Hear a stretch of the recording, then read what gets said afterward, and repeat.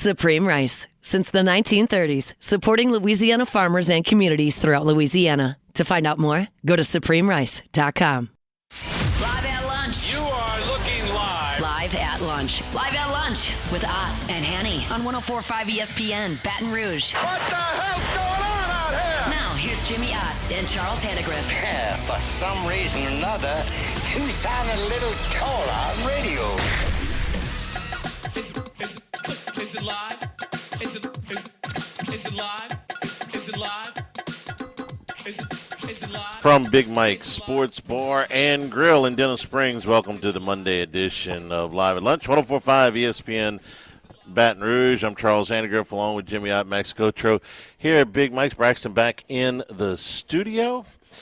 Hope you had a wonderful holiday break, Christmas break. We were off for a few days. We were on this weekend for pre-game on Saturday and football Sunday on Sunday, but been since last week, almost a full week since we've been here on the Daily Show. So hope you got a lot of good times with your family. Hope you got some good eats and good drinks, and maybe cashed a few tickets along the way. Jimmy, how's your holiday? Good, man. Yeah.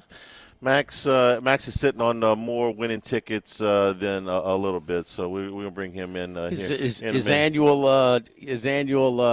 placements on the Saints might have a little life this year, huh? I'll tell you what, man. Shuck 'em up, huh, baby? The Tyler Shuck It's gonna be era, close. bandwagon, whatever for Rookie of the Year. Yeah, we got to close. But for the Saints franchise, man, I can't remember a bigger shot in the arm when they absolutely had to have it coming out of the draft, and they've had some great. Alvin Kamara was the Rookie of the Year. Marshawn Lattimore was the Rookie of the Year. Reggie Bush came along at a time where the franchise owner had one foot in San Antonio. George Rogers, when they took him in 1981, was to sort of reinvigorate the franchise. The last time they had the number one pick. But man, what this guy has done over the last we're going on 2 months now to reignite faith in this team, some passion, a little bit of blood flowing to it, some hope. You used to use that term a lot. Remember faith, hope, and bum? You remember? Bless you, boys. I remember. Yeah, hope, just a little bit. Tyler Shuck has given Saints fans some hope. Because when you looked at it before, it's like, okay, they don't have a quarterback, and they don't really have a clear path to one unless they draft one. And drafting one in the first round was going to be cumbersome. And free agency, well, they tried that with Derek Carr. Didn't work. You have found a bird dog. You found in the second round of the draft, which is really hard, a guy that you think you can hitch your franchise to. And for all of the grief we've given Mickey Loomis, and I will tell you, I think almost all of it was warranted, if not all of it, and then some was warranted. He's lucky to have a job, let's face it. But there's not another owner out there that would tolerate his track record. No question.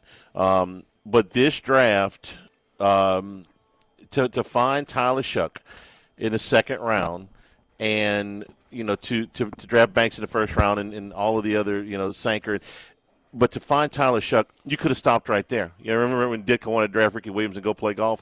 You could have drafted Tyler Shuck and gone play golf the rest of the draft, and it would have been a successful draft to find somebody like this. Run a few numbers at you. Rookies in the Super Bowl era with 300 passing yards and no interceptions in back-to-back games. Joe Burrow, Dak Prescott, Tyler Shuck. Saints quarterbacks with 300 yards passing and an 80% completion percentage, 2 touchdowns and no interceptions. Jim Everett did it once. Now Shuck's done it. Drew Brees did it 10 times. Tyler Shuck is the first Saints with a quarterback with a 4-game winning streak since Drew Brees. The last 3 games, 72% completion percentage, 913 passing yards, 4 touchdowns, no interceptions, 109 passer rating, 3-0 record. Those are the type of things that have to make you unbelievably optimistic about the future of the Saints. I had a friend of mine yesterday said, you aggravated that they're screwing up their draft position? I said, absolutely not. First of all, they really didn't yesterday because of some other things. But, no, the whole reason that you would want to tank in the season is to draft a quarterback. And if you don't have to draft if you don't have to draft a quarterback, if you don't have to draft a quarterback, then I think the wins are more important than 3 or 4 spots in the middle of the first round. We can argue that. We can debate it back and forth. But let me hold you to your word, if that's fair. Always. What did you say was the best case scenario for the Saints this year? That they would find a quarterback but still have a very high pick. Yes. Yeah. Well, the pick is drifting. It's still 8, yeah, but it's still 8. Yes, it's drafted. It's drifted a little bit. In a time where, because the quarterback, that's done. That's done. Yeah. They got now you don't have to go get a quarterback. They got their guy. Protect yourself. Seems like it. And on a stage where the first overall pick played against a second-round pick, who you taking? I take the guy in New Orleans. 100%. Right now, absolutely. 100%. Let's be fair. Mm-hmm. I mean, he is. What is he doing, Charlie, that Cam Ward is not doing? And Cam Ward made some plays yesterday. He did, and I like Cam Ward. I don't want to make out like I don't think he's. I think he's got a future as a starting. He's got a long way to go. He's got way more to go than Tyler Shuck. Because what is Tyler Shuck doing? What is he committed to more than Cam Ward? Do you see Tyler Shuck running backwards? No. And they're doing this stuff that Shador's doing and just throwing the ball up. And I call him Shador because that's what all the broadcasters call him. They don't call him by his name. It's Shador. He's on first name basis. They're friends. Okay. Yeah. No. Everybody. It's not Sanders. It's Shador. Okay. So Jackson Dart. You seen enough of him, huh? Who would you take? Oh, I take Shuck over Dart in a heartbeat. That's not even close, really. Because I'm worried. It's not that I don't think Jackson Dart can play. I'm worried about the guy because he won't listen. It's like you have to start. Who do we like? Joe Burrow? Yep, and he didn't listen. It took, but after the first he year, didn't listen. The first at this year stage, come on, he was doing the same crap. Yes, his rookie year. Didn't help himself. Right. Okay. I got to see more of Dart, but he ain't showing me that he took a monster hit yesterday. A monster hit when he finished off the TD run. Yeah. Right as he's going over the goal line. Dude. So he has not shown us yet. Is he still trying to win over the locker room? And I know Burrow told me that personally at SEC Media Days. Yes, I'm trying to take on tacklers because, yes, I'm new here and I'm trying to win over my locker room. I'm trying to – I get it, but there's – not in the NFL. not in the NFL. How long have we seen this Giants offense? How long have we seen them just be so bad? And it breathes with him. So I give him that. But he is not smart as Shuck. And Shuck is not quite the runner, but he's mobile. But I would take Shuck as well. I think he's what is Cam Ward doing running backwards 20, 25 yards? What is this, man? This is the NFL. That stuff's got to stop. You haven't had enough starts now, 16 starts, to kind of make a little progress in that area? I will say this about Cam Ward. I see a lot of in him what I saw to Caleb Williams last year, which was a guy that was making some mistakes and didn't have a real feel for the game. Okay, and from year 1 to year 2, Caleb Williams has made – they changed coaches, okay? And the Titans are going to change coaches, okay? They're going to bring in another guy. You can make a big jump, okay, from year 1 to year 2 if it's done properly. So I'm not giving up on Cam Ward by any stretch. Is right this second? Is he behind? Yeah. Do you want me to throw one caveat into the Mardi Gras parade? Shucks the Grand Marshal Endymion. I mean, they got rid of the other guy. He's King Bacchus. He's Grand he's running Orpheus and he's King Rex. He's gonna go Saturday through Tuesday, Charlie, and be the Grand Marshal of every parade. All right. Zulu too, man. Look, put him in there. They scored 3 points in the first half against the Tennessee Titans. Is that the caveat? No. Okay. Because the other touchdown was the defensive touchdown. Tampa losing record. Yeah. 7 and 8. In an environment where you don't know who's trying and who's not, the Crosby thing and all this nonsense, when you don't know, you've seen those locker room shots. And maybe it's a first year. Maybe Kellen Moore is building a culture, okay? Maybe whatever. But, man, it's like life or death for them. When you're trying to figure out, and not just in the bowl season, but now in the NFL, if teams are trying or if they're tanking by roster, the Saints are all in, bro. And they beat the Jets with Cook. I get it. No. Let's be fair. Sure. Let's be fair. Sure. But they're winning the games. And so, but what team? Now, Tampa Bay, when they beat them, they're certainly playing for something. They can't afford to lose to the Saints right there. Okay? Carolina is playing for something when they play them. But in the end result, they don't have a winning record. So they're void of a win against a team with a winning record. Is that accurate? The Panthers are 8-8, so yeah, that's right. That's right. Okay. Well, the Panthers win, they gave 2. Yeah. If this would have been a team with playoff aspirations to begin the season, let's say that their win total was 9.5, okay, or something like that, and this was a team we thought was going to make the playoffs, and they start out 1-8, and then all of a sudden they find themselves and start winning meaningless games, I'd be like, you know what, this doesn't mean a whole lot. But for a franchise that's been trying to find its way through multiple quarterbacks, at least one coach, and a front office that we don't trust at all, to finally find the fairway, I think it means something. For a rookie coach, for a rookie quarterback, for the moment, I don't care who the wins are over. I think they mean something.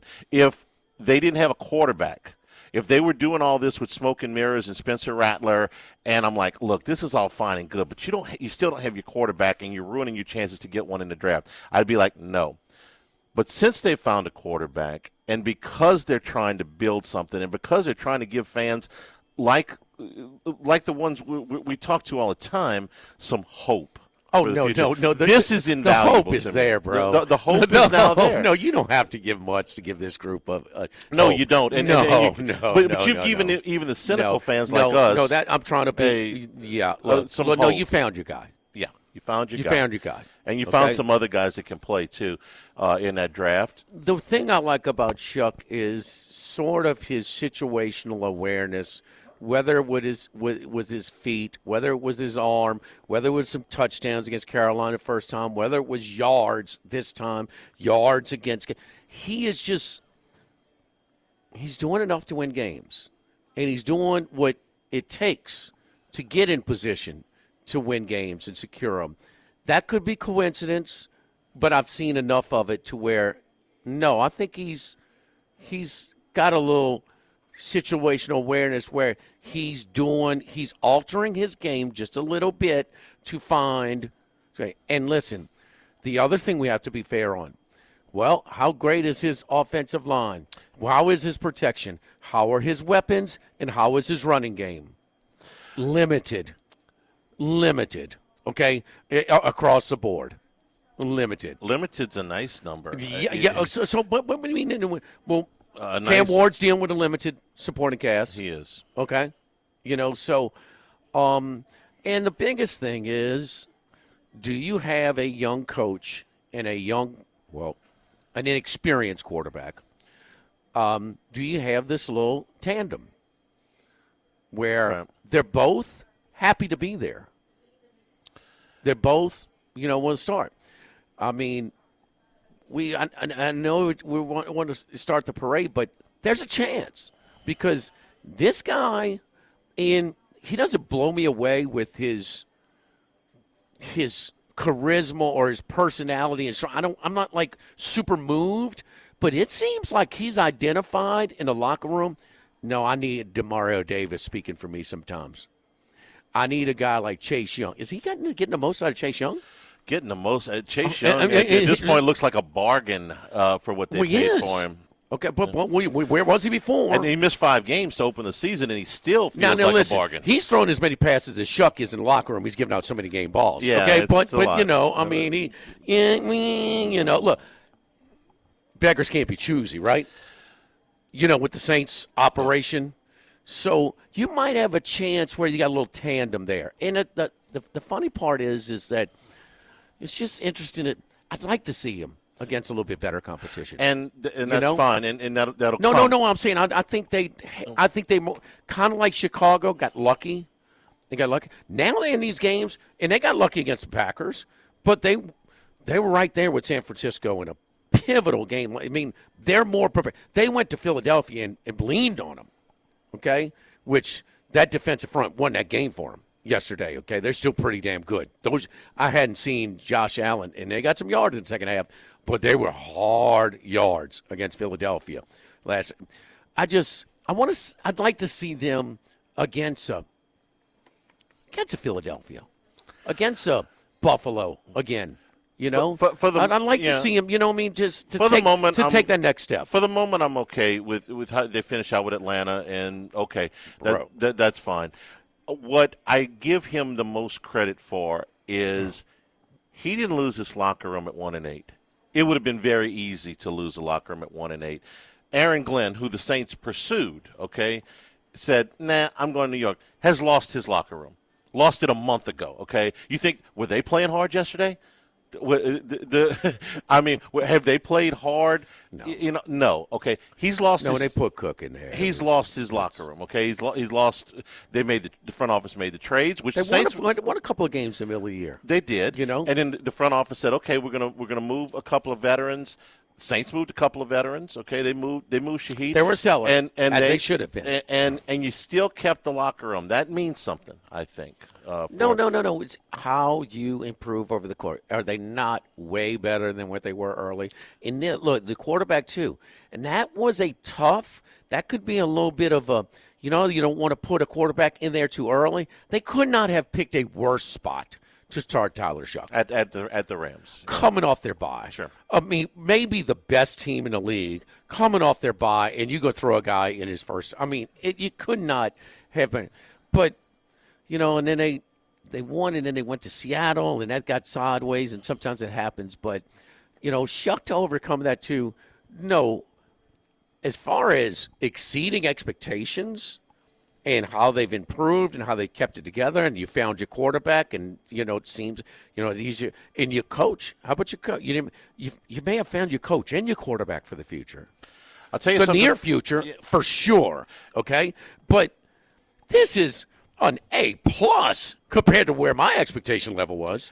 They went over the win total yesterday with a game to spare. It was 3 times what I did, and I'll tell you who else I've changed my mind on is Chris Olave. He's shown me a lot. I didn't know at the beginning of this. I didn't know at the beginning of the season if I wanted to invest in him long term. Is this stretch not important for his contract? Yeah, it is. Okay. I mean, but is he not just one of these guys that's showing up for the contract stretch? It's a hunt.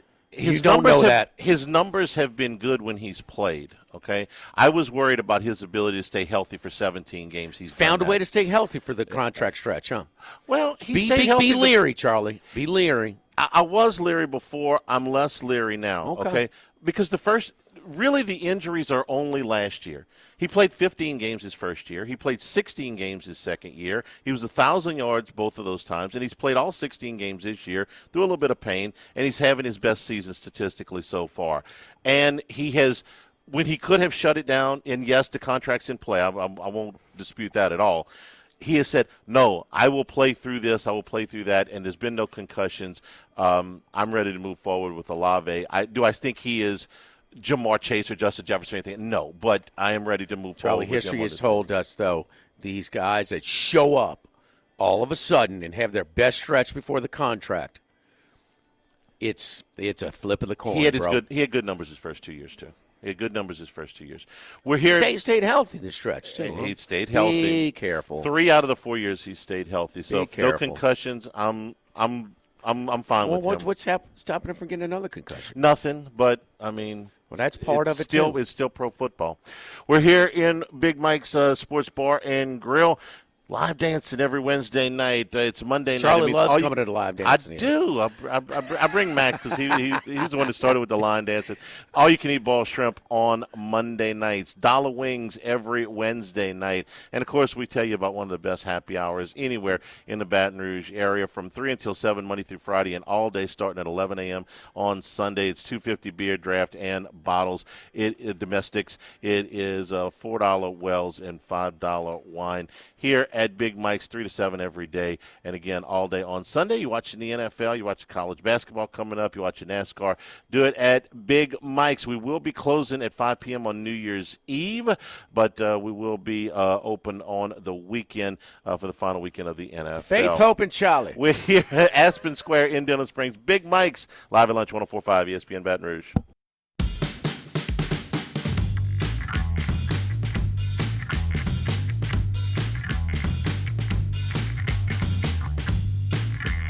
Live at lunch with Ott and Hanny from Big Mike's Sports Bar and Grill in Denham Springs on 104.5 ESPN Baton Rouge. Remember, you can always get the show on demand, 104.5 ESPN.com, LouisianaSports.net. That is brought to you by Supreme Rice and SupremeRice.com, supporting our Louisiana farmers since the 1930s. All right, a couple more notes on the Saints, and this is both towards next year. First of all is the draft order and how much damage have the Saints done to their draft order with this 4-game win streak. Not nothing, but not quite as bad as you would think. If the draft were today, the Saints would have the 8th pick in the draft. They are tied with Cincinnati and Kansas City with records of 6 and 10. The Saints hold a tiebreaker on both the Chiefs and the Cincinnati Bengals based on strength of schedule of their opponents. So, who do those teams play in Week 18? Well, the Bengals host the Browns. Burrow and company are still playing. The Browns certainly still have life. We saw that yesterday. But the Bengals are at home. They are, of course, a favorite there. Burrow's terrible GM. Yeah. He wins meaningless games to screw up the draft. I mean, he's a terrible GM. The Chiefs, who have completely given up the ghost, are playing the one team I think that they could maybe beat next week. Jimmy, who would that be? The Chiefs played tougher, much tougher on Christmas than they did against Tennessee. They did. Not even close. So if you had to play one team next week that you were guaranteed to win, the Raiders. I know, yeah. poor Geno. He's, man, but they just, it's. You make a good play, they'll take you out of the game in Las Vegas now. They were actually able to run their offense more. I know the box score doesn't seem that much better than Minnesota's, but they could run their offense way better. The guy let the ball go. The poor guy from Minnesota. I mean, that was brutal, man. That was unbelievable. That's like with the COVID year, watching the Denver wide receiver try and play quarterback on a morning's notice. But yeah, I think, Charlie, I'm with you on that. As far as I'll take the improvement, the culture, the young quarterback, young coach tandem, locker room, just guys like DeMario Davis. I think they said he set a record for tackles this deep in his career. Yes. Yeah. All of this stuff, even Olave, although I think if you're not a little bit concerned, you're just not paying attention to history. And that is, for what? If they go 2-2 in his 4-game winning streak, which is against his competition, would they cost him 2 slots?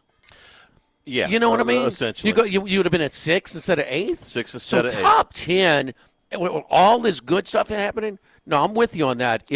It's minimal as far as your draft positioning. So that's Kansas City and Cincinnati. The Saints cannot move up to 7. They are 2 games behind Washington. So 8 is the ceiling.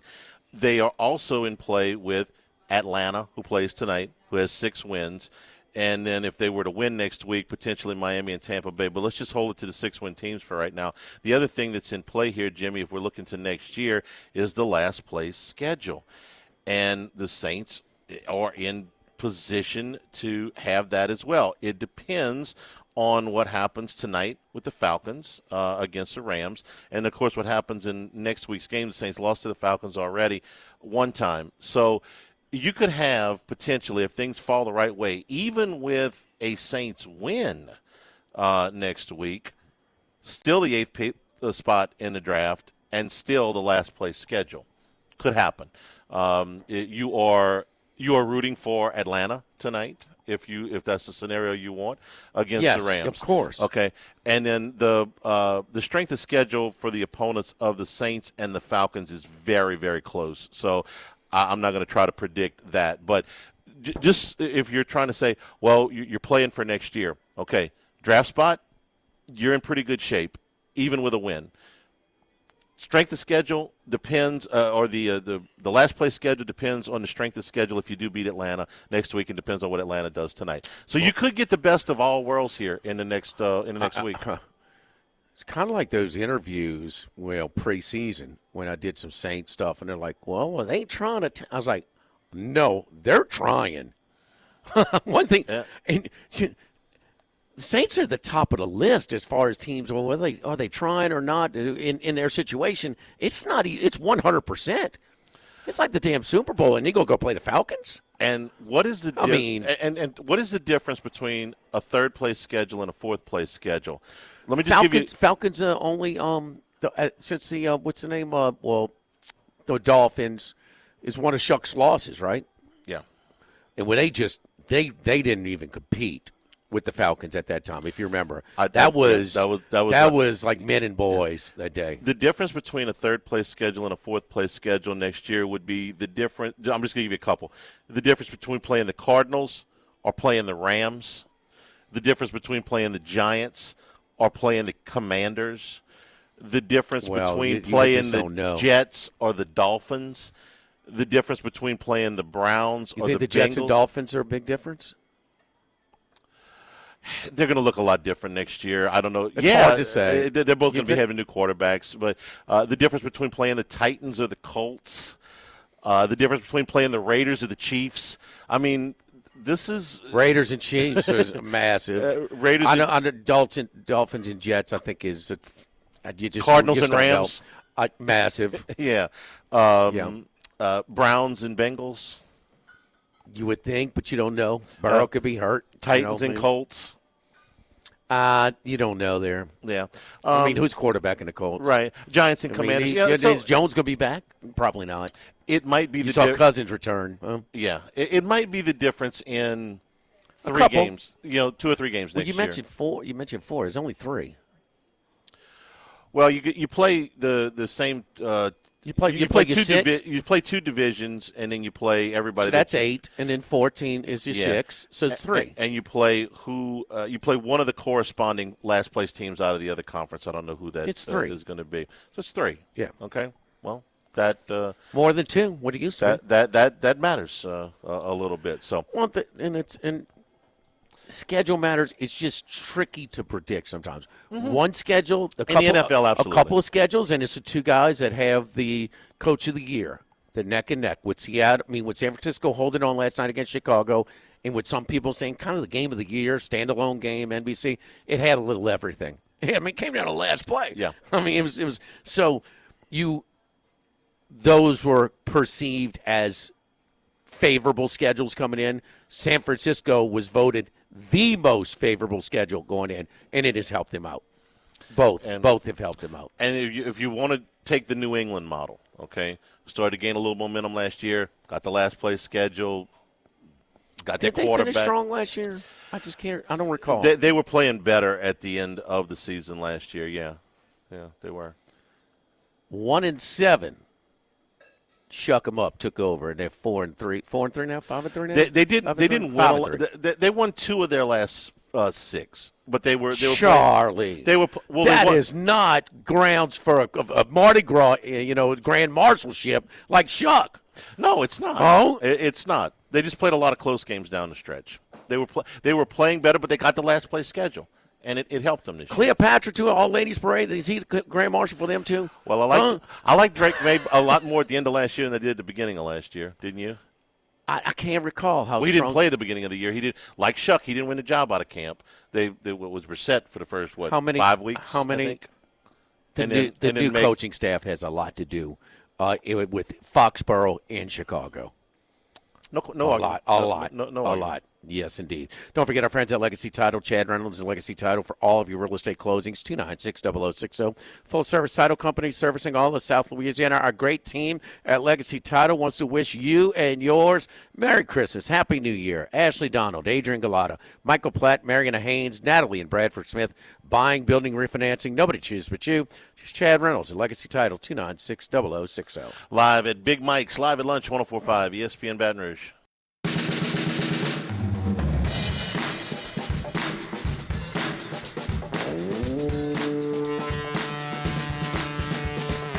Live at lunch with Ott and Hanny from Big Mike's Sports Bar and Grill in Denham Springs on 104.5 ESPN Baton Rouge. Monday night at Big Mike's means all you can eat boiled shrimp. That's every Monday from 5 p.m. to close. Dollar Wings on Wednesday night here at Big Mike's. Probably, as we were talking during the break, probably should have said that Drake May had a good finish to last season, not necessarily the Patriots as a whole. He was playing better at the end of the year. What's his numbers? Okay, we're going to do this, really. Well, I mean, you just throw it out there.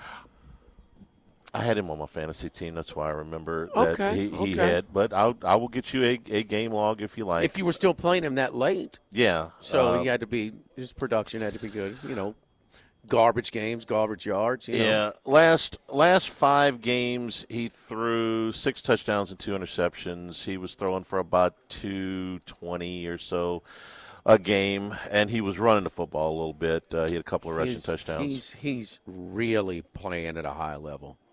I mean, I know he's got a shot. It's him or Stafford. Stafford's probably going to get the nod because of the Career Achievement Award, and some of that is fair.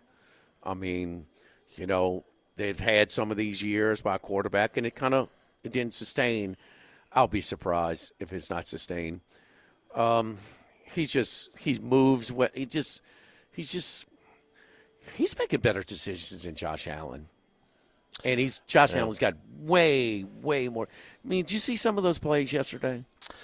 Running backwards, the fumble 30 yards back when you're about to take the lead early in the game. I saw him miss a pass I think he makes, to use my old friend Alan Richard, falling out of bed. We can debate whether they should have kicked the extra point or gone for 2. Yeah, we can debate whether they should have kicked the point and gone for 2. Pressured, moving to his left. Yeah, I mean, and that's a throw you'd makes. expect him to make it, but it didn't surprise me the way the game was not an offensive-friendly game. You and I agree that they should have kicked the extra point because they had momentum at that point, and they would have had a good chance to win in overtime. If you concede that New England's going to beat Miami no matter what, and you don't want to play your players more, I can listen to that, but no way. Who had control of the game?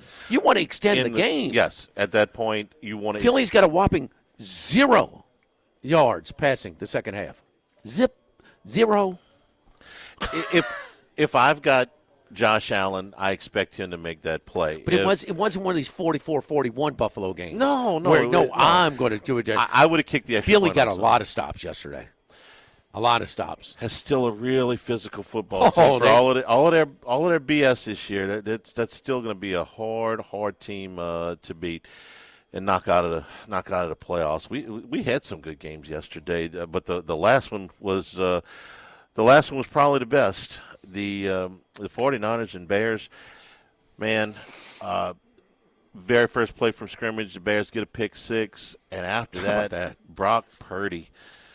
He's playing at a high level. Sweet Moses, the last 3 weeks. Is he broken through? Looks that way. I don't know that I – you took 2 years ago when he made a run at the MVP, I thought he was breaking through, and then he's had some injury problems. 5 interceptions on the Christmas night game against Baltimore. That primetime game. I've thought of him most of the last year as a top 12-ish quarterback when he's healthy. Problem is he's missed a lot of time, but when he's been in there, I've thought of him as a top 12-ish type guy. You took away, and I know they've had the injuries on the defense have been high profile, and that's why Shanahan is getting a little bit more run because of the amount of injuries they've had, and to still have a chance for the number 1 seed. But I mean, the Rams got to be kicking themselves. You know, the loss at Seattle and the loss on Thursday night at home to San Francisco when they fumbled the ball inside the 1 yard line. I mean, they got to be kicking themselves. They're going to have to go on the road this whole time. Charlie, he lost Trent Williams, and he didn't have Kittle last night. Yeah. And still just carved them up. I mean, carved them up. This is 2 weeks in a row, man. Thomas Morstead's stealing more money than Brian Kelly. He doesn't even have to go to the games hardly. He did actually punt he last punted night, twice though. last night, Yeah. but it's twice, I think, in 3 weeks or whatever. And That offense is almost unstoppable right now. He's against a pretty good Chicago team. He's getting rid of it really, really quick. I think he's taking it to another level. I understand, but that was when he's the point guard and he had so many weapons. I mean, so many. When he had Deebo Samuel, and he had McCaffrey, and he had Kittle, and he had the great offensive line, the defense would turn it over, so they're winning tons of games. And I didn't know if he was a distributor or if he could pick them up. And he's putting a little bit more of the team on his back at this stretch. And he's been on, man. If they win against Seattle next week, they're the number 1 seed in the NFC. And I don't know if at any point in this season that I've thought the 49ers were the best team in the NFC. No, this schedule, they're a little bit of product of their schedule. They have played some bad teams this year. They've had some easy wins. So here's my trepidation on them. All the stuff about Purdy in the offense, it's all true.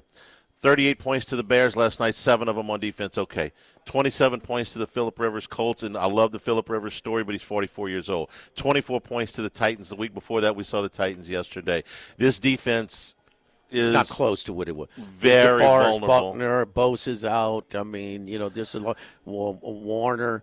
I mean, no, it's not close. But I know they threatened, but those yards were hard on that last stretch. It's still a defense that can get you a stop at times. They got one at the end last night. If the Bears would have had 20 more seconds last night, I think they score. But they ran out. They got them.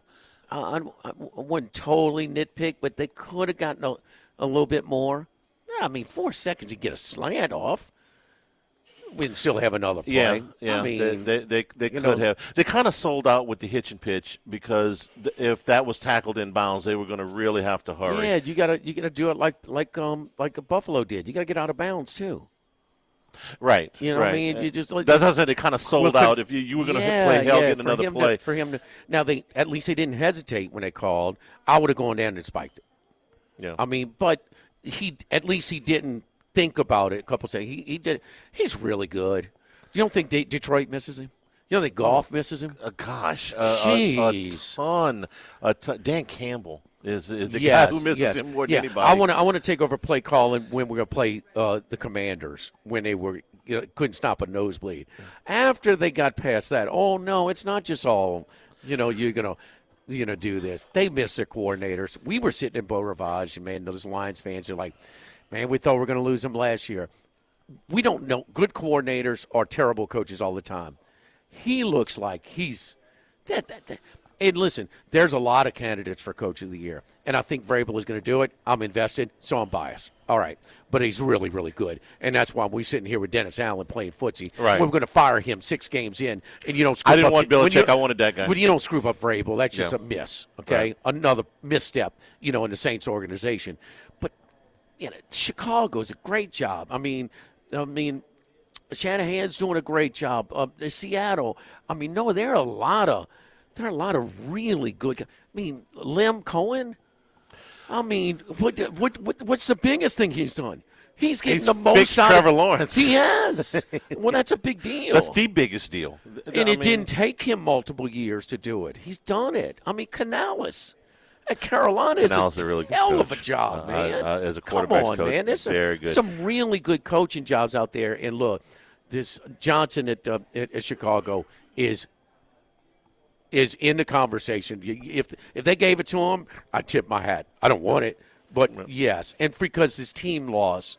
But you think they lost because he's poor game? Man, that guy, he's really – they finally got their guy. If he can – man, he's still doing some dumb things, running backwards in some of these things, okay? He's still doing some dumb things. But how far has he come? miles. Some of those throws he come? made last night, there was one on a wheel route that was pretty much covered. That was just a gorgeous throw that he made. I still think the Seahawks are better than the Niners. I didn't think that they would be favored in this game. They're a 1.5 favorite in San Francisco, so I thought it'd be a 1.5 the other way. But I still think Seattle's better than them. But it's been a long time since they played, man. First or second week? First week. And if you remember the play, the backup, and I think it was Tongas. It was. Who came back. Came back to the ball in the front corner of the end zone. If you've been a wide receiver for one practice, you come back to the ball, and he came back to the ball. And we were like, who's that guy? And he's become a very important guy they were lucky for them. Yeah, they were lucky to come back. There's no doubt about that. Don't forget my man Dana Brown at the law offices of O.C. Brown, your law firm for a lifetime. Our great team at Dana Brown and the law offices of O.C. Brown wants to wish you and yours a Merry Christmas, Happy New Year. Miss Susan Brown, Mr. Dana, Mr. Chris, Mr. David, Miss Patty, the whole family over at Dana Brown at the law offices of O.C. Brown. Both me and Charlie's law firm for a lifetime. 343-1111 at ocbrown.com. Live at Big Mike Sports Bar and Grill in Denham Springs. Live at lunch, 104.5 ESPN Baton Rouge.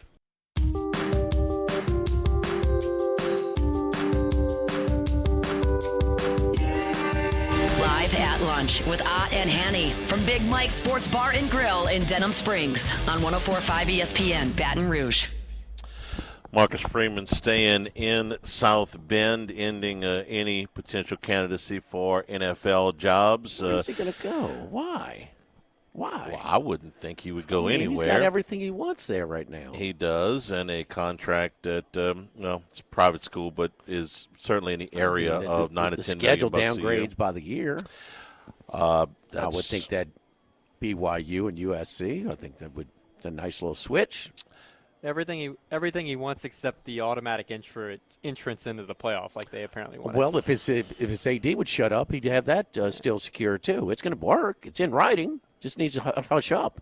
I mean, how many ADs in Power 4 ADs, what percentage said, wait a minute, they have that? How many know? I would imagine better than half. I would, because we didn't know that. Give me half. I want the over. I try to read everything Dellinger does, okay, because he's so good at what he does. And it's impossible, though. You would spend a half. It is war and peace at times to get through some of this legislation, potential legislation, and all this stuff with the playoffs. And I missed it, okay. And I don't remember. And Dellinger, when he finally broke it, was like, "Hey, wait a minute." And I hadn't talked to him. Kind of resurfaced it, yeah. It's like, oh, by the way, remember this? No, we forgot all that. And the important caveat that I keep bringing up is 16 teams. That goes away. May put it back, but that goes away. Next month we find out. Let's see if the Power 4. I think it could be in jeopardy. That Notre Dame, all their exclusions. Yeah. Because it woke a lot of – they didn't know. A lot of Power 4 ADs flat out did not know this extenuating condition that they had. Basically, if it's next year, they're in. This year, it's automatic. It is. And don't mean it's Notre Dame. So talk is cheap. Will they follow up and act boldly and kind of – these things that were put in when they felt like they had to have Notre Dame, and a lot of people saying, you know what, we'll be just fine without you if this is going to be your attitude. We don't have to bend over backwards. Some people are thinking we'll have to see if they follow through with it. Hour number 2 from Big Mike Sports Bar and Grill when we return. 104.5 ESPN Baton Rouge.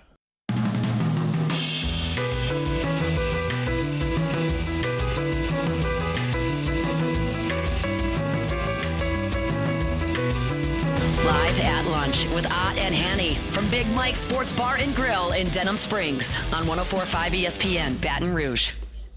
Here at Big Mike's, it's Monday, and that means all you can eat boiled shrimp. It's every Monday starting at 5 o'clock. On Wednesday nights, it's Dollar Wings. It's every Wednesday night. Go along with your line dance. Get a little wings, a little line dance, and dance with Max here at Big Mike's. Great happy hour from 3 until 7, Monday through Friday, and from 11 o'clock on Sundays. $2.50 domestic bottles and drafts, $4 wells, $5 wines here at Big Mike's. They will be closing at 5 o'clock on New Year's Eve, but reopening after the holiday for a big weekend of college and pro football. So come on here at Big Mike's in Denham Springs. Great lunch menu, too. feel a little bit of the Big Mike's Pizza today here after we finish this show. We're talking to Rohan. He said, man, I didn't know y'all were doing shows at Big Mike's. That's my man. That's my guy, man. So we were doing the show yesterday. Ro. Yeah, doing a great job. LSU's football season came to an end on on Saturday with a 38-35 loss to Houston. LSU got a kickoff return for a touchdown to open and a long run by Harlem Berry to set up a touchdown from Michael Van Buren to Trades Green, and they jumped out to a 14-0 lead. However, from that point, Houston pretty well controlled the line of scrimmage. They ran for over 200 yards on the ground. LSU, after that Harlem Berry run, not really able to run the football very much at all.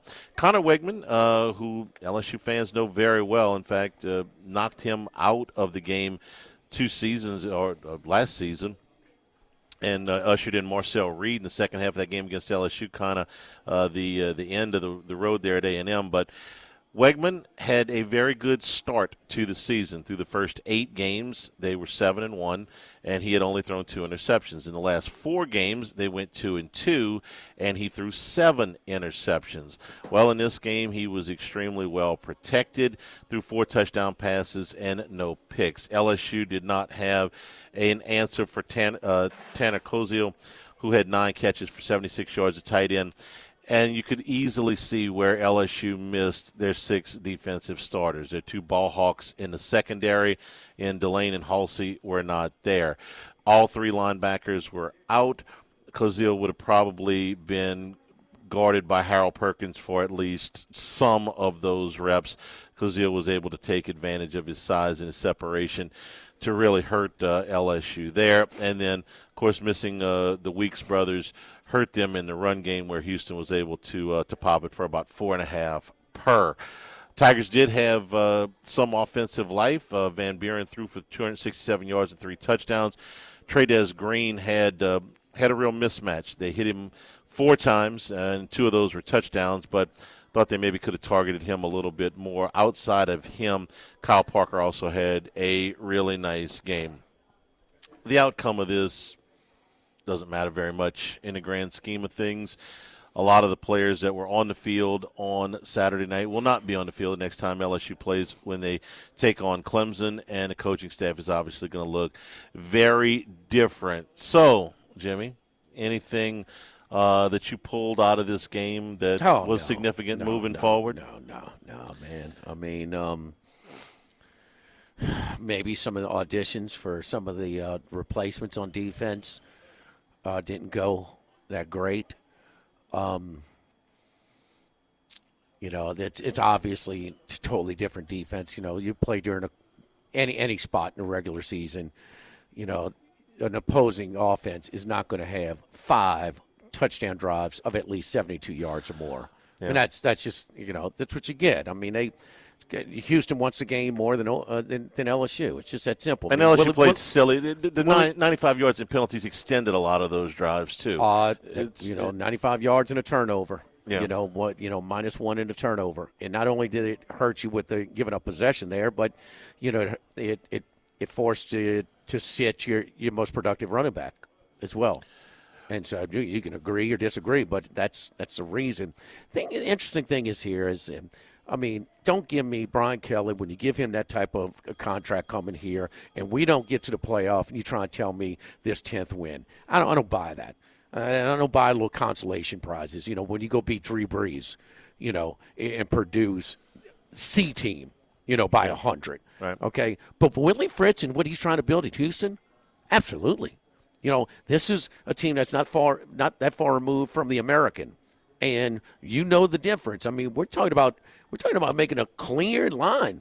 No, group of 5, you go play your own bracket, and the Power 4 play their own bracket, and we'll get one for Notre Dame. They can go play somewhere else. Anyway, I guess, but I mean, for him to get a 10-win season in year 2, when he took over another rebuilding project, and he's done it again. Well, he's too old. Well, he ain't too old to turn him around. He is a hell of a coach. And you just knew that they cared about the game more than LSU. The result, I'm a little surprised it was that close. to be honest. But you jump up 14-0, and then it kind of went over. I mean, LSU barely provided any resistance. The $1 million, specifically, what has Willie Fritz done at Houston that nobody could do? What'd you think of Connor Wegman when he was at Texas A&M? Saw him 3 years there, 22, 23, and 24. Limited is the word I would use. Mm-hmm. Why? Decent size. Yeah. Arm strength is good, not great, and mobility is limited. The decision-making, most of the time I saw him make some foolish turnovers is what I remember. He never could get 5 games in his first year, 4 games the next, in 6. And maybe when he did have a little – remember they blew out Missouri a couple of years ago, and then he got hurt. I do remember that game because it shocked the hell out of us that he started. We thought they were going to read that day. He rushed the ball, and I'm watching Houston this year. I'm like, wait a minute. Is he taking on this tackler to bull into the end zone? Here, he's running behind his pads. So he rushed for 260 yards and 2 touchdowns in 3 seasons. He rushed for 647 and 11 touchdowns this year. You say, no, you're going to play for me. You're going to have to use your legs a little bit, and you're going to have to, this is not the pros where you slide. You're going to have to finish your runs as well. That's a different guy, bro. That's a different guy. And I'm not expecting everybody to watch Houston as much as us, but he's that kind of coach that's gotten that out of him. This guy was a highly recruited, highly thought after, and thought he was on. They had their guy at one point. But Fritz just gets it done. And I can't remember where it was. The Purdue game was close, but this might have been his least bit appointment watching TV for an LSU bowl game. And we know the bowl games are facing extinction or endangerment. Okay, they're at a crossroads. But it was just, Frank's coaching him. He's going to coach at Ole Miss. The coaches now are at Ole Miss getting ready for Georgia, and it's just Kiffin leaves early. Some people are outraged. I mean, they're going to attack Kiffin no matter what he does. Give me a damn roster for next year, please. This was a slightly better, more appointment viewing than 2021 Texas Bowl when they played Kansas State with basically no. Well, they had a wide receiver playing quarterback that was a little that different, night. But yeah. Here's what I take out of this game for LSU, where 2026 is concerned. Nothing. There used to be some carryover with the bowls. Not necessarily whether you won or lost, but the practices, was there some young players that maybe were able to gain a little bit of experience? You looked at a guy and go, hey, man, for next year. There's so much turnover in players and coaches now that I see no carryover, positive or negative. LSU could have won this game 41-3, and I'd be telling you the same thing. And I'll give you a prime example of an extreme that matters nothing to me. And this is kind of a negative, but I thought that DJ Pickett had a terrible game the other night. It really struggled at pretty much every phase of the game. And you know what? Couldn't care less. That guy's going to be my number 1 corner next year when they play Clemson. I don't care what happens, okay? That guy is an elite talent, and he had a bad game, and I don't care. And that goes for, if it would have been some – nondescript walk-on who picked off 3 passes in the game, I wouldn't carry that over either. So most of this stuff, the results of it don't matter to me. And I'll give you another example. Lane Kiffin left this game, okay, before it was over. And I had somebody ask me, I said, what could be more important than Lane Kiffin watching the rest of this game? And I said, well, he could have some privacy for some phone calls with players and agents, which is what he was doing, he said, during the game while he was sitting in the press box before he did the interviews with ESPN and with the LSU network. He says, I'm on the phone with agents. I'm on the phone. The portal opens Friday. And if Kiffin is in that stadium, he's surrounded by all kinds of people.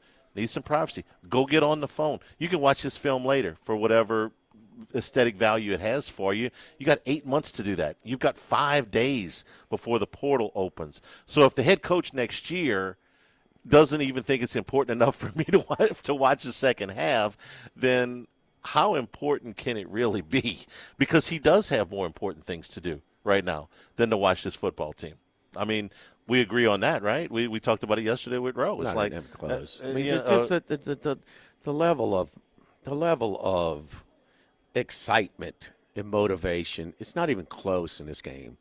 And that's why I picked Houston. I mean, I was surprised it was tight as again. Now we'll take one thing. I thought LSU played hard. I mean, no, but of course they did. But they were down 6 starters. You can't take your 6 and not just 6 starters, 6 best starters. Right. Give or take one maybe. But the motive. I mean, you watch. I mean, I know it's a different – UConn and Army even. Man, them guys playing at Fenway Stadium, it's freezing cold there. Them guys want to be there, man. They're loving it, that it's tougher environments. Those guys are built for that. It's just – I think there was one bowl game, and I think we're going to have another really good one that I'm looking for. I thought BYU Georgia Tech was a really good game. I thought there was a lot of very few opt-outs. I thought that you got a coach, their leader at Georgia Tech. I believe him when he said, I'm not going anywhere. Cut me. I want to be here. It's my alma mater. I believe him more than most. And he said, man, we work out all year to play like 12 games. Who the hell doesn't want to play a football game? Well, there's a lot that don't want to. But those teams were Sataki stayed. Both coaches were hot. Both coaches got better deals. New extensions and raises, but they were all. And I think Iowa and Vandy is going to be that way as well. Vandy did lose their tight end. He's going to opt out. But I just think Javi's playing. What do you think of Clark Lee? You don't think most of his players are going to play? Yes. I mean, Vandy is still kind of a fun deal, huh? It's not like this is they've got hat for Vandy. They've got like 5 or 6 bowl games in their history, whatever it is. And then you're going to take Iowa, who they're finalists for the Joe Moore Award. They play, and don't they usually come to play in bowl games? Yes. Don't they have fewer opt-outs? So, and I think they want a little piece of Diego football's behind. So, I mean, I do. I just think that those corn-fed boys. I mean, they want to lean on Vandy a little bit. So, I think we're going to have a good game there as well. It's a popular. But you got to really search, man. Yeah, it's a popular theory to say, all of these games are in trouble. It's been popular since the beginning of the opt-outs. We're going on 10 years now. They're all on TV. As long as ESPN wants to put them on television, there will be these bowl games. The communities themselves, you can say, is it a gigantic – it's not the Super Bowl, it's not the Rose Bowl. But every one of these communities gets a little bit of financial – a little kick. It may not be a huge kick, but it's a little kick. The players. Some of them nothing, Charlie. A little bit. Some of them you got friends and family, bro. Okay, there's 400 people in the stands. It's a little bit. It's a staff that gets to cash a check. It's a bartender at the place next door that gets to serve a couple extra drinks. I'll give you that. It's it fluctuates. 55,000 people at this game. Okay, which I get it. It's a home game for Houston, and LSU's got the huge alumni. How many were Houston? And LSU's It's got hard the to huge tell on alumni. TV. We had this discussion yesterday. We did. But, I mean, it's 55,000 for a game that 35, doesn't mean 40 anything. Houston fans. Sure. And those guys might not have gone to a Houston game this year. They don't want to hear that LSU doesn't have their 6 best players on defense out. They want to beat LSU, who's won 3 national championships from the SEC, and they're trying to win 10 games. No, their fan base is more excited. Tickets. This is old as dirt. Handicapped bowl games. Who sold more tickets? Who is a reflection of the excitement of your fan base and your team. And if you're an LSU alum and you're in Houston and this game's on a Saturday night and it's inside, so the weather's fine, and you can get a relatively cheap ticket. I mean, or an easy ticket. It's not like you got to go fight to find a ticket to this game. You don't have to pay an exorbitant amount of money. You're like, hey, you know what? I don't have to drive all the way to Baton Rouge. I can go watch LSU play 20 minutes from my house. I'll go. All right, so that works. As long as they've got sponsors that are willing to pay the freight, as long as ESPN is going to put these games on TV, which they do, I think all but 3 or 4. Yeah, these Fox, games are, CW, and CBS. The Sun Belt, maybe the Sun Bowl, 5 or 6 total. The Sun Bowl, Holiday Bowls on Fox. Yeah, okay. CW had one. That was the Snoop Dogg Bowl. Arizona. As long as ESPN's putting them on TV and they've got a sponsor and the conferences want a little bit of this money. Basically, the expenses soak up the revenue for all but the biggest games. They're going to continue to do these, and who's it hurting? Okay, all those bowl games are don't watch. Don't watch. Don't watch. Yeah. I mean, nobody's Yeah. forcing you to watch. It's, Right. I like to sit down and watch a football game. I can get my mind straight behind watching a football game. Some of them. You know, look, Christmas Eve was wild. I mean, those teams were trying. Hawaii and California. I'm going to tell you what. There's been a lot of fights in these games. A lot of fights, man. So they're getting a little nasty. So I mean, you've had some odd, and then you had a great offensive performance by Missouri. They scored the opening drive and then scored the rest of the game. How you feel about Zollers? He had a rough day, man. I mean, you got to be big talent. Got to be concerned. Big Virginia, this was a special year for them, man, and extenuating circumstances with the tragedy. Of course, you had a Baton Rouge kid involved in that. I mean, where a couple of players lost their lives, and I mean, and maybe Elliott kind of. I mean, he was. They didn't know if he was going to make it. He was a long-time assistant at Clemson. And it was lukewarm at best, and not only did he handle everything perfectly, which I mean, there's not a handbook when you have these type of tragedies. But I think the university. I know some people that have kids there were happy, were pleased with how he handled it, and then it gets you to win. Right, and then you win, and just I mean. That bowl game meant more to them. Just so you have these. That Houston win, that meant more to them. I think Duke, coming off their ACC champ, I think they're going to play. So and they're going to be going against a team in Arizona State who's out there quarterback and about 25 more guys. And sometimes we miss Sunday. We thought Clemson was going to play. I did. They had a lot of opt-outs. I know they still tried. And Klubnik played the whole game. Oh yeah. No, he played. They they were down. They were down too many guys. In hindsight, and Penn State played hard. They played Dabo, for the they did. That guy, finished on a 4-game winning streak, straight up and against the spread. Yeah. Not bad. Pinstripe Bowl. It's cold, man. We're brought to you by the Thibodeau Store and the Pierre Part Store. Post-Christmas sales right now. 55% off of Milwaukee tools at thethibodeaustore.com. 20% off of all storage supplies. You find yourself right after Christmas, it's like, all right, I got more stuff here. I need some storage supplies. 20% off of those on the website. Same day pickup for everything off the website and delivery for a lot of these items. They always do a do it best deal of the week. Rechargeable heated scarves right now. That's one I hadn't heard of, but going to get cold here in the next few days. Make it the Thibodeau Store. Tool storage, outdoor cooking, outdoor power equipment, patio furniture, cordless power tools. Thibodeau Store, 900 St. Patrick Highway in Thibodeau. Pierre Port Store, Highway 70 in Pierre Port, and now in LaRose and Lockport. You can get to all 4 of these websites at thethibodeaustore.com. Links to all 4 of the properties, all your hardware needs, and a whole lot more at thethibodeaustore.com. Live at lunch from Big Mike's Sports Bar and Grill, 104.5 ESPN Baton Rouge.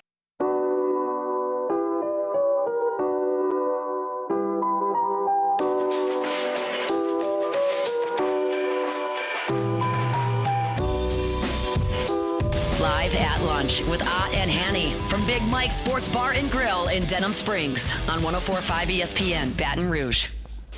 And we're also brought to you by Coastal Capital Advisors, your full-service financial planners. When it comes to retirement, no two situations are alike, so let Phil Fontenot and his staff talk to you. Find out where you are at this portion of your life and talk to you about what your best options are about planning for retirement, no matter what your age or your financial situation. They'll tailor a plan that's perfect for you. That's what they did for me. We built that lifetime relationship and feel really good about what we're doing. Keep you regularly updated. You can talk to them. They'll treat you like family. And when you got that security, when you feel real good about where you're going, you're going to feel good about your plan for retirement. CoastalCapitalADV.com is the website to set up an initial appointment. It's Coastal Capital Advisors, member FINRA, SIPC. Of all of the coaching searches that went on in the cycle this year, Penn State may have fumbled theirs the most, and Michigan may have been put in the toughest position given the timing of when they had to make a change. Well, they had a a termination with cause. Yeah, But after the entire cycle, you can't ever control done. when that's going to break. Right, that part wasn't their fault. So they were in a bind. And Penn State, who was out first, you want to talk about the horse gets out to the lead and then it fades back to the pack. They did not capitalize on them having to jump on the competition. No. But as everything has finished now, have they not ended up with two of the best hires in the cycle? We've talked about Matt Campbell at Penn State, and since we've been gone, Kyle Whittingham just sitting out there. When he stepped down at Utah, and he stepped down, they went to great lengths to make that point. He stepped down. He did not retire, and he was not fired. I was like, well, yeah, okay, but is he really looking for another job? Yes, turns out he was. Would he have taken another job next year if this Michigan doesn't come along? I don't know. But I know Kyle Whittingham, the only knock on him that I can come up with is that he's 66 years old, and so maybe this is a 3 to 5 year thing. But if you're Michigan, could you have done any better than this given the circumstances? Well, hold up. But look, he gets the most out of his roster. He can coach. You give him an equal roster to go up against anybody. Rarely is he going to be outcoached. Okay, but has Utah embraced the new era of roster building? Is he adapted seamlessly? I think it's been a little. Well, it hasn't been a disaster, but it hasn't been great. I don't know, Jimmy. They were 10-4, 10-4, 10-2 in 3 of the 5 seasons since all of this came about. That's pretty damn good. He's won the great majority of his conference games. They had one bad season since the NIL and the transfer portal came into being. That was 2 years, the 2024 season, and even then they were 5-7. Everything else has been pretty doggone good. That's a question mark to me, not a knock. I don't think they have any 4 or 5 stars. It's part of their philosophy. He wants guys that are not as measurable, right? And because they demand a certain toughness and physicality that some of these more highly recruited guys with options aren't all in on. And that's why when Texas Tech went and pushed them around, he said it, his words. Man, we just don't get pushed around like this at home. Right. Okay, so Texas Tech is the real deal, and I think certainly that game opened my eyes and made me pay attention to them a little bit more closely. But I don't know where. It's a different deal, man. Coaching in Michigan. So that's a question mark. And he's never been close to that side of the country. Right. In his coaching. So that's a question mark. I'm not going to tell you he's a bad fit because God knows football. Yeah. Okay. And if they can take the roster, and how's his GM out of Utah? You have no idea. I don't. Okay. So that's a question mark. We don't know if he can handle how he will handle a budget of this size, and he's going to have a lot more light on him at Michigan than he did at Utah. But he never had this at Utah either. He achieved with what he had. So now you're going to give him all this. It's not a guarantee. Nick Saban had a little interesting, and you could read between the lines, when they talked about Frank Wilson going to coach at Alabama and handling the LSU roster. He says, been a high school coach for a while, and he knows how to handle these highly recruited players. Kind of like, this is going to – He's not going to get 4 or 5 stars in Michigan and say, no, we demand a level of physicality. It is a different coaching job than it was at Salt Lake City. He's never had a profile guy the size of Bryce Underwood. No. Hell no. Hell no. Let's be clear on one thing here, too. Utah. What happened to your mic? Okay. You try again? No, you broke something. I'll figure it out during the break. But he's never had to deal with the high profile athletes of that magnitude. He's still, and Charlie, he was not taking another job. Okay, this was not planned by Michigan. No, and all the other coaching jobs are done. Right. Now, he was not going to take a year off. He was not taking another job, and he avid skier. He Park City's 45 minutes to an hour from Salt Lake City. I mean, that's what he likes. He likes to. I think he was ready to retire. It wasn't firing him. They would never. No, fire they him. would not fire him. That guy deserves a statue of what he's brought Utah to that level. Okay, man, they are well coached. All you have to do was watch that Ohio State-Utah Rose Bowl, a classic, man, and he is going to. His quarterback this year was a runner and couldn't really throw. You know, and he had to do Cam Rising. That's the part. He could run that option and he could throw a little bit. He's going to have a guy that's a dual threat guy that he could do both. He's just got to fine tune the passing and the accuracy and the touch and the decisions, of Underwood, and he should. Underwood was throwing. That's a lot for a true freshman. You're throwing him into that thing. I think he will coach. I think he'll have a great effect on Bryce Underwood. I really believe that. But it's just a different deal. And, what do we know with Lane Kiffin? I mean, the expectation level at Ole Miss and LSU are completely different. We think we've seen him done in his job. We've seen him do it with lower resources, so we figure it should translate. I mean, we'll see. We'll see. So there's no such thing. But both of them, to your point, they could have done and should have done way worse than what they did, the way this thing unfolded. I don't care if he was not their number one choice, but who was, you ain't getting much better than Whittingham. Now, what's the lifespan? 3 years. I'm not saying 5. They gave him a 5-year deal. I don't think he stayed at St. Ann Arbor for 5 years. I just don't. I do. I think he gets. I don't think he gets much past that, but I think he'll do this for 5 years. Next year's schedule for them is for Michigan. They go to Oregon, they go to Ohio State, Penn State and Indiana both at home. We have to talk about Indiana now, right? And then the non-conference, the return trip for Oklahoma. That's 5 games that are potential. Plus they get Iowa at home, which is not exactly a layup. So there's more losable games on that schedule than you might think at first glance. He's not a guy that's going to put his quarterback in like a lot of just straight drop back situations. He's always going to use him as sort of a threat to run and have that look, which is going to create easier. I think he's going to have a great impact on Underwood. I really do. 10 wins against that schedule is a playoff team. So you can go. You can go. 10 wins at Michigan. I mean, you should be on the cusp anyway, but that looks particularly thick when you add Oklahoma and the way the schedules are going, and you don't miss Oregon. Okay, and you got to go to Eugene. 10 wins there, you're in the playoffs. I'm still trying to get used to what is the rotation with this Big Ten. Are they just doing this yearly? I'm still trying. I mean, it's all over the place. I mean, so you got your heavyweights because it's top heavy. Oh well, you know why? Hold on, but then you had like Rutgers didn't play none. One year they played 4 the next. Well, I mean, it's just. Well, you know why? They all have unequal number of permanent opponents. They don't have the same amount of permanent opponents, so it is not a true equal it's year rotation. To year. Yeah, you got to really look at it. You're getting used to that. I'm getting used to the fact that Indiana's good. I have to talk about them. I think this guy is.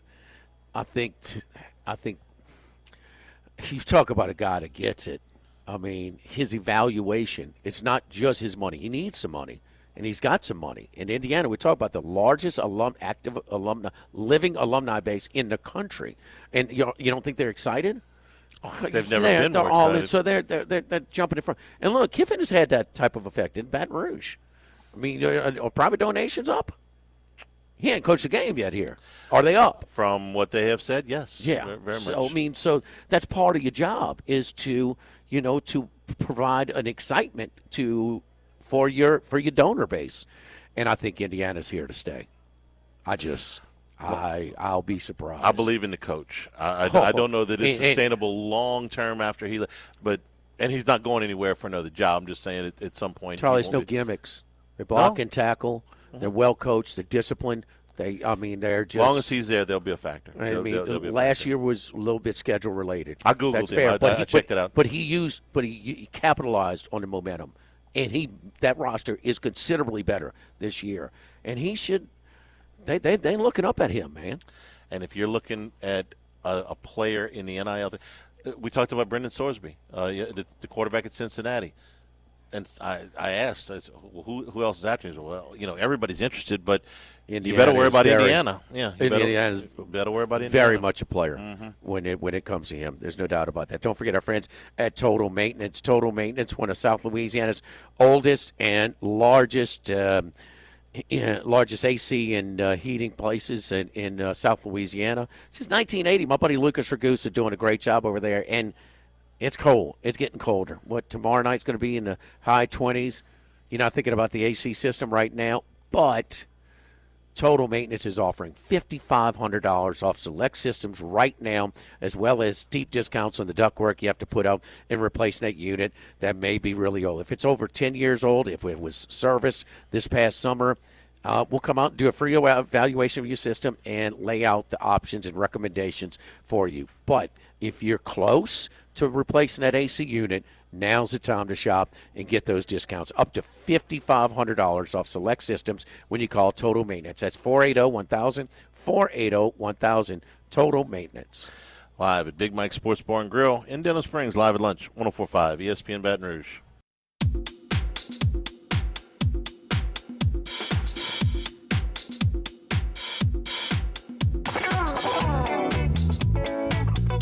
Live at lunch with Ott and Hanny from Big Mike Sports Bar and Grill in Denham Springs on 104.5 ESPN Baton Rouge. Return here at Big Mike's. Again, it's Monday nights, all-you-can-eat boiled shrimp starting at 5 o'clock. Dollar Wings every Wednesday night here at Big Mike's.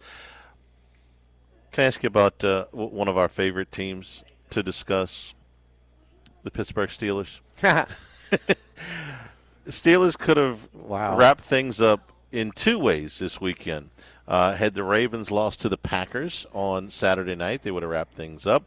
John Harbaugh decided that having Derrick Henry in the game was a good idea, and he went for 216, so that didn't work out. Just kind of forced into this because he rode Lamar more than Henry, especially in the New England game. And then because Hundley's in the back, and Hundley's out playing Lamar right now. They're very safe with him. They don't ask him to do a whole hell of a lot. He's still hard to. He's got elusiveness. He can run the offense. He's throwing the ball, and they don't ask him to throw the ball down the field much. Yes. I mean, and sometimes maybe. I mean, how many times we're going to see this with Lamar not get over the hump? Lamar ain't getting over the hump, and I'm sorry, Josh Allen he's not showing me that he's getting over some of the things he did yesterday. Well, I mean, I know he he's. missed the throw he had to make. No, not that. That's a physical, Charlie. His first playoff game when he was running back and throwing the ball up in the air against Deshaun Watson in Houston. His first playoff game. But that's been 4 years ago, man. That's way more than 4 years ago. Okay. Whatever it was. No, but he's still doing some of these things yesterday. The decision, not a physical error. Some things you just don't do. And I'm just wondering, I mean, with these guys, are they ever going to get over the damn hump? And he was forced to it. And the crazy thing is the loser in this thing in trouble? Tomlin, I mean, both have been there, and Harbaugh's won one, but he's lost as a betting favorite a lot in the playoffs. It's one of those things where it would be like – two very stable, successful, two top five organizations easily. Did Andy Reid deserve to get fired in Philadelphia based on his overall record? I would say no, overwhelmingly no. He made 5 NFC championship games and 1 Super Bowl, but he never won one. And so he left, okay? Kind of a mutual parting more than a firing. Got to 1 Super Bowl and lost to a very good Patriots team. 5 NFC championship games. I'm well aware. These two guys who have both won Super Bowls, okay, so they've got a leg up. It may just be time for them to part ways, not because it's a firing or because they quit because they don't or retire because they don't want to coach anymore, but a change of scenery for either one of them would not be out of the question. Philadelphia is kind of a different animal. I mean, Peterson won and they fired him 2 years ago. He won the Super Bowl. Well, I didn't take it from a Philadelphia standpoint as much as I did from an Andy Reid standpoint. A coach who had been very successful. That market is they cave to some of the. They're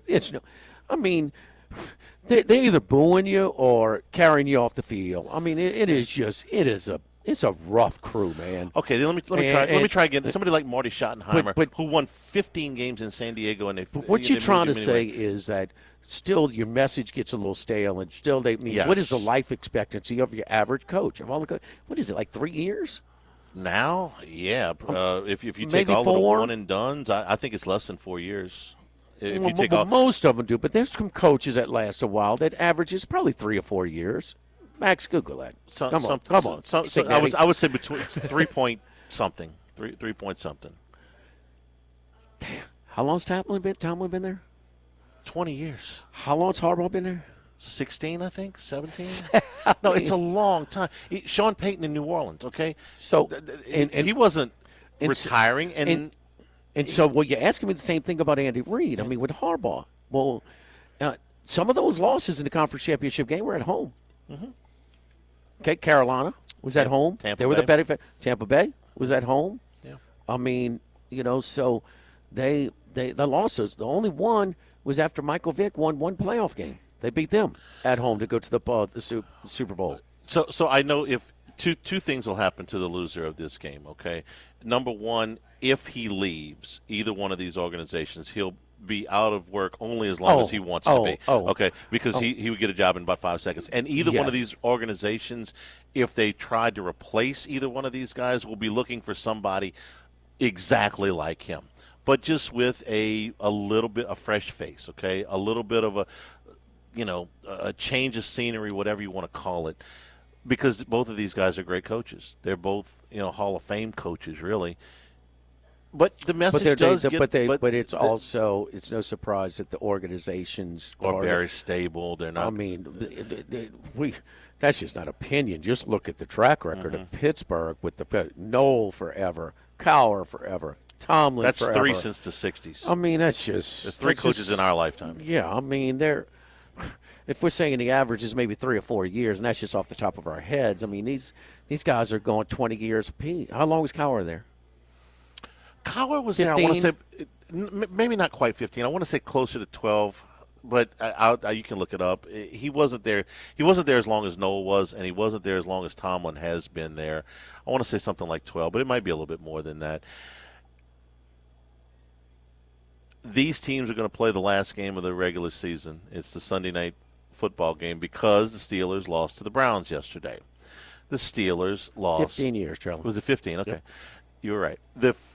It's got a great looking picture of a high school in 1975.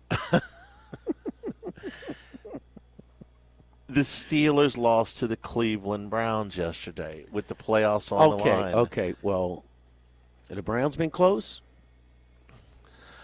I mean, at home, they're hard. Do they want to beat the Steelers? They play hard. Do the fans show up too? Yeah. They beat Green Bay there too. I mean, that's a good defense. You still got to figure out what you're going to do with Garrett. But the Steelers' record is very fragile.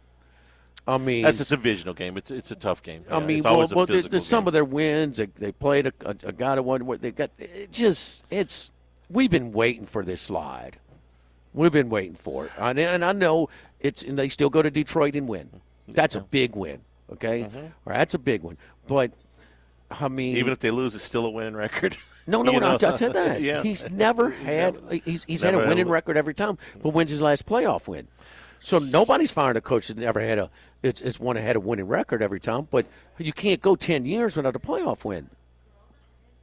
You can't do that. So I mean, they're in a tough spot. And I like Mike Tom, but I mean it was tough conditions. You had Shador throw one up that Fannin made the kind of wind aided. The DB lost track of it. They kind of got lucky there, but then he's letting them back in the game. And then you got, next thing you know, out of nowhere, this game's over. Wait a minute, they got the ball down here at the goal to go? How did this happen? I mean, it's just, so they gave them an extra chance, and then but when's the last time Pittsburgh won in Cleveland? It's been like 6 or 7 years. I couldn't tell you. I want to run this by you before. Well, they're usually in the playoffs, and Cleveland's not. And they're not. I want to run this by you before the end of the segment. Pittsburgh is more likely to have, but regardless of what happens Sunday, Pittsburgh is more likely to have a new coach in Baltimore next year because they will have a new quarterback. Yes. Okay. That's what I think too. And both of these guys could be back. That's probably the chalk, is that both of these guys will be back. But if one of them changes, I think Pittsburgh is more likely to change than Baltimore. I think that Baltimore is more is underachieving more than Pittsburgh. And I agree with that, too. I mean, just look at the win totals before the season. But I know Lamar's going to be back as a starting quarterback in Baltimore, and I don't know who Pittsburgh's starting quarterback is. I just think you've got more pieces in place in Baltimore to make a run. We should hold Harbaugh to a higher level of expectation than what you get in there. Hey, don't forget, we're over here at Big Mike Sports Bar and Grill in Denham Springs over here on a Monday. We only take it off on Thursday, January 1st. Tomorrow we'll be at Mike Anderson Seafood on Legis off of Nicholson, and on Wednesday at Roca Pizzeria on Government Street, and then back at our home on Friday at Ruffino's. So that's our broadcast schedule this week. For again, we're taking New Year's Day off only this week after taking 3 days off last week. Live at Big Mike's Live at lunch, 104.5 ESPN Baton Rouge. Live